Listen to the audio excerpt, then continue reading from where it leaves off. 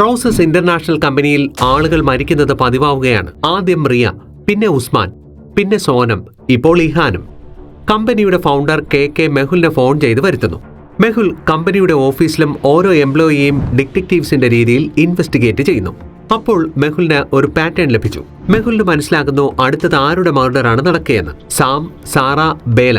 നിങ്ങൾക്ക് പറയാമോ 3 പേരിൽ ആരുടെ മർഡറാണ് ഇനി നടക്കുകയെന്ന്? ശ്രദ്ധിച്ച് പാറ്റേൺ ഒബ്സർവ് ചെയ്യൂ.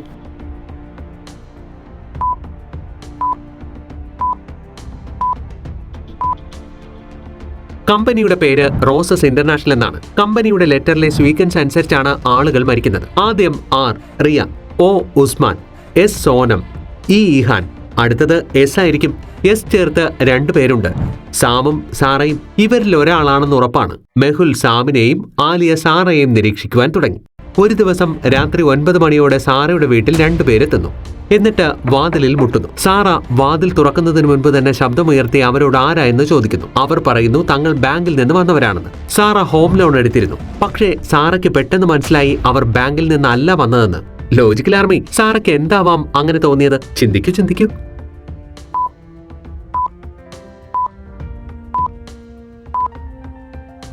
ലോണിന്റെ ആൾക്കാർ പകലാണ് വരുന്നത്, രാത്രിയിലല്ല. അതും 9 മണിയായപ്പോൾ. അത് ഇല്ലീഗലാണ്. അതായത് അവർ ബാങ്കിന്റെ ആളുകളെ അല്ല. സാറയ്ക്ക് പെട്ടെന്ന് തന്നെ അത് മനസ്സിലായി. സാറ ആലിയയ്ക്ക് കോൾ ചെയ്യുന്നു. ആലിയ പിന്നിലൂടെ വന്ന് 2 പേരെയും അടിച്ചു വീഴ്ത്തുന്നു. അപ്പോൾ അവർ പറഞ്ഞു കെ അവരെ കമ്പനിയിൽ നിന്ന് പുറത്താക്കിയിരുന്നു. പ്രതികാരം ചെയ്യുവാനായി അവർ കമ്പനി നശിപ്പിക്കുവാനുള്ള പദ്ധതി ഇട്ടതാണെന്ന്. ആലിയ അവരെ പോലീസിലേൽപ്പിച്ചു. ആലിയയുടെ ഫൈറ്റിംഗ് സ്കിൽ വളരെ മികച്ചതാണ്. 8734. വരും, നമുക്ക് അടുത്ത റിഡിലേക്ക് പോകാം.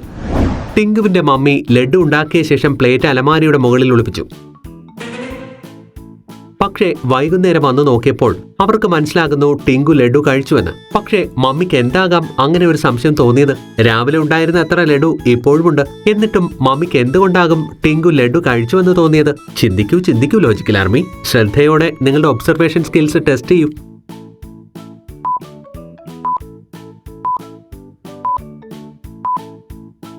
രാവിലെ വെച്ച ലഡുവിലേക്ക് സൂക്ഷിച്ചു നോക്കൂ. അവ വലുതാണ്. പക്ഷേ വൈകിട്ട് മമ്മി ലഡു നോക്കിയപ്പോൾ അത് ചെറുതാണ്. അതായത് ടിങ്കുവും നല്ല ബുദ്ധിശാലിയായിരുന്നു. അവൻ ഓരോ ലഡുവിൽ നിന്നും കുറച്ച് കഴിച്ച ശേഷം അത് ഉരുളയാക്കി തിരിച്ചു വെച്ചു. മമ്മി അറിയാതിരിക്കുവാനായി. പക്ഷേ മമ്മി പുലിയായിരുന്നു. നമുക്ക് അടുത്ത റീഡിലേക്ക് പോകാം. ഗഗനും സച്ചിനും ജാവലിൻ ത്രോ കോമ്പറ്റീഷനിൽ പാർട്ടിസിപ്പേറ്റ് ചെയ്യുന്നുണ്ട്. സച്ചിൻ 60 ഡിഗ്രി ആംഗിളിലാണ് ജാവലിൻ എറിയുന്നത്. ഗഗൻ 45 ഡിഗ്രി ആംഗിളിലാണ് ജാവലിൻ എറിയുന്നത്. ഡിസ്റ്റൻസ് മാർക്ക് ചെയ്യുന്ന ആൾക്ക് മനസ്സിലാകുന്നു സച്ചിന് ജാവലിനെ കുറിച്ച് അധികം നോളജ് ഇല്ലെന്ന്. എന്താവാം ലോജിക്കൽ ആർമി അദ്ദേഹത്തിന് അങ്ങനെ തോന്നുവാൻ കാരണം? ചിന്തിക്കൂ.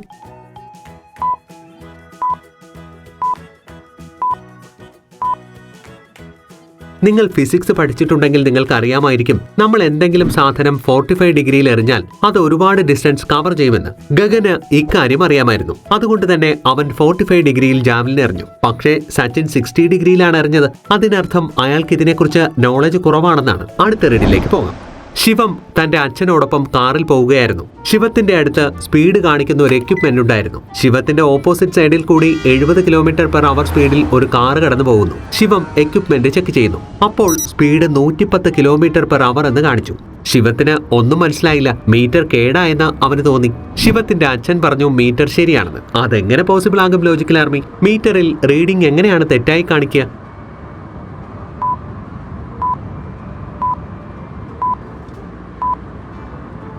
ലോജിക്കൽ ആർമി, ഇത് സയൻസിന്റെ മാജിക് ആണ്.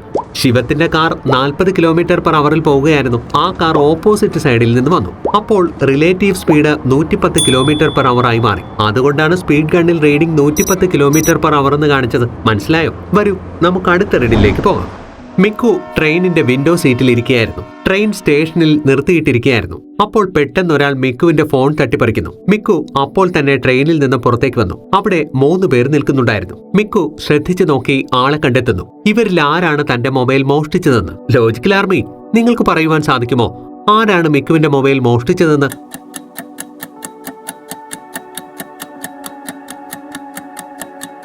മൊബൈൽ മോഷ്ടിക്കുവാനായി കള്ളൻ വിൻഡോയിലൂടെ കൈ അകത്തേക്കിട്ടപ്പോൾ അയാളുടെ കൈയിലേക്ക് സൂക്ഷിച്ചു നോക്കൂ. അയാൾ ഒരു തള ധരിച്ചിരുന്നു. ഈ നിൽക്കുന്ന ആളുകളിൽ ഇയാളുടെ കയ്യിൽ മാത്രമാണതുള്ളത്. അതിനർത്ഥം ഇയാൾ തന്നെയാണത്. മിക്കു അവനെ ചെക്ക് ചെയ്യുന്നു. അപ്പോൾ അവന്റെ മൊബൈലും കിട്ടുന്നു. വരൂ, അടുത്ത റീഡിലേക്ക് പോകാം. സ്മഗ്ലേഴ്സിന്റെ കാർ മെഹുലിനെ പിന്തുടരുകയാണ്. മെഹുലിന്റെ പക്കൽ ഗണ്ണില്ലായിരുന്നു, പക്ഷേ സ്മഗ്ലേഴ്സിന്റെ പക്കൽ ഗണ്ണുണ്ടായിരുന്നു. മെഹുൽ ബൈക്ക് ഓടിച്ചുകൊണ്ട് തന്നെ ഒരു കടയിൽ നിന്ന് മുട്ട എടുക്കുന്നു. ലോജിക്കൽ ആർമി, ഒരു മുട്ട കൊണ്ട് മെഹുൽ എന്താണ് ചെയ്യാൻ പോകുന്നത്? ചിന്തിക്കൂ.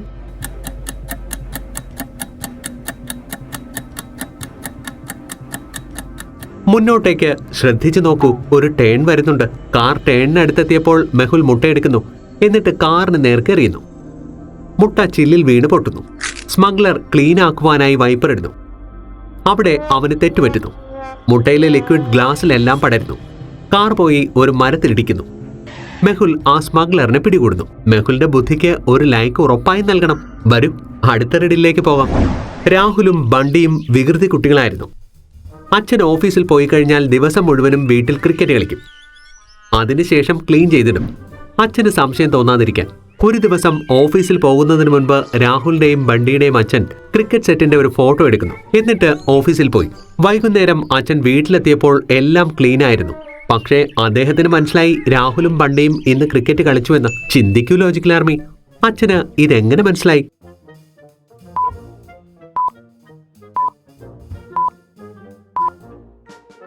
സൂക്ഷിച്ചു നോക്കൂ. രാവിലത്തെ ഫോട്ടോയിൽ സ്റ്റംപിൽ യെല്ലോ ബെയിൽസ് റൈറ്റ് സൈഡിലായിരുന്നു, ഓറഞ്ച് കളർ ലെഫ്റ്റ് സൈഡിലും. പക്ഷേ ഇപ്പോഴിത് നേരെ തിരിച്ചാണ്. അതായത് രാഹുലും ബണ്ടിയും ക്ലീൻ ചെയ്തു, പക്ഷേ ഇതുമാത്രം മാറിപ്പോയി. അവരുടെ അച്ഛൻ അവരെക്കാൾ സ്മാർട്ടാണ്. അച്ഛൻ ഉറപ്പായും ഒരു ലൈക്ക് കൊടുക്കണം. വരൂ, അടുത്ത റെഡിലേക്ക് പോകാം. രാകേഷ് തന്റെ പോക്കറ്റ് നോക്കിയപ്പോൾ അതിൽ നിന്ന് 100 രൂപ മിസ്സിംഗ് ആണ്. രാകേഷ് തന്റെ 3 മക്കളെയും ചോദ്യം ചെയ്യുന്നു. ആദ്യത്തെ കുട്ടി പറയുന്നു, ഞാൻ രാവിലെ മുതൽ പുറകിലുള്ള പാടത്ത് ഫുട്ബോൾ കളിക്കുകയായിരുന്നു. അച്ഛൻ വിളിച്ചതുകൊണ്ടാണ് ഇപ്പോൾ വന്നത്.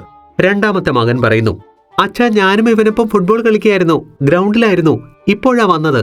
മൂന്നാമത്തെ മകൻ പറയുന്നു, അച്ഛാ, ഞാൻ ടെറസിലിരുന്ന് പഠിക്കുകയായിരുന്നു, ഞാൻ മോഷ്ടിച്ചിട്ടില്ല. 3 പേരും പറഞ്ഞത് കേട്ടിട്ട് രാകേഷിന് മനസ്സിലാകുന്നു ആരാണ് കള്ളം പറയുന്നതെന്ന്. നിങ്ങൾക്ക് മനസ്സിലായ ലോജിക്കൽ ആർമി?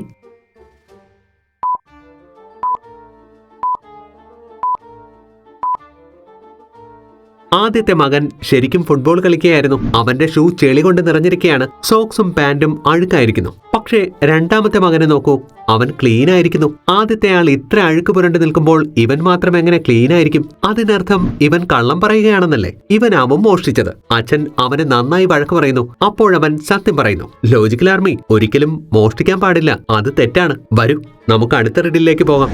കാലുവിന്റെ ക്ലാസ്സിലെ കുട്ടികളെല്ലാം അവനെ കഴിവില്ലാത്തവനായാണ് കാണുന്നത്.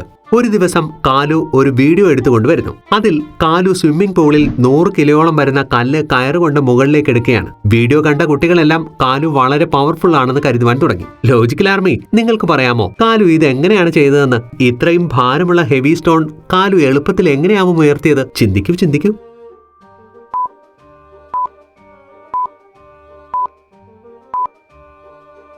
ജലത്തിനുള്ളിൽ വെച്ച് ബുയൻ ഫോഴ്സ് ആക്ടിവേറ്റ് ആകുന്നു. അത് സ്റ്റോണിന്റെ വെയിറ്റിനെ കൗണ്ടർ ബാലൻസ് ചെയ്യുന്നു. അത് കാരണം സ്റ്റോൺ ലൈറ്റ് വെയിറ്റ് ആയി മാറുന്നു. അപ്പോൾ ഉയർത്തുവാൻ വളരെ എളുപ്പമാണ്. അതായത് കാലു കുട്ടികളെ പറ്റിച്ചതാണ്. വരൂ, നമുക്ക് അടുത്ത റെഡിലേക്ക് പോകാം. രാംഗഡിലെ കാട്ടിൽ പോലീസുകാരും കൊള്ളക്കാരും തമ്മിൽ ഏറ്റുമുട്ടുന്നു. 2 കൂട്ടരും ഫയർ ചെയ്യുവാൻ തുടങ്ങി. കൊള്ളക്കാരെല്ലാം പല വഴിക്ക് ഓടുവാൻ തുടങ്ങി. ഇൻസ്പെക്ടർ ഗൺപത് കൊള്ളക്കാരൻ മംഗലിനെ പിന്തുടരുന്നു. ഓടി അദ്ദേഹം നദിയുടെ തീരത്തെത്തുന്നു. ഇൻസ്പെക്ടർ ഗൺപത് 4 ഭാഗത്ത് നോക്കി. അദ്ദേഹത്തിന് മനസ്സിലാകുന്നില്ലായിരുന്നു കൊള്ളക്കാരൻ എവിടെയാണ് ഒളിച്ചിരിക്കുന്നതെന്ന്. ലോജിക്കൽ ആർമി, ഈ സീൻ നോക്കിയിട്ട് നിങ്ങൾക്ക് പറയാമോ കൊള്ളക്കാരൻ മംഗൽ എവിടെയാണ് ഒളിച്ചിരിക്കുന്നതെന്ന്? നിങ്ങൾക്ക് മനസ്സിലായെങ്കിൽ ലൈക്ക് ചെയ്യൂ.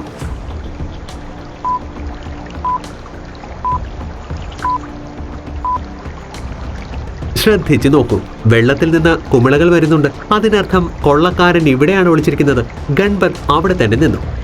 കൊള്ളക്കാരന് ശ്വാസം മുട്ടുന്നു. അവൻ കുറച്ചു കഴിഞ്ഞതും പുറത്തേക്ക് വന്നു. ഗൺപത് അവനെ പിടികൂടുന്നു. വരൂ, നമുക്ക് അടുത്ത റെഡിലേക്ക് പോകാം. ഈ 2 സ്ത്രീകളെയും ശ്രദ്ധിച്ചു നോക്കൂ, എന്നിട്ട് പറയൂ ഇവരിൽ ആരാണ് വിഡ്ഢി? നിങ്ങളുടെ ഉത്തരം കമന്റായി എന്നോട് പറയൂ.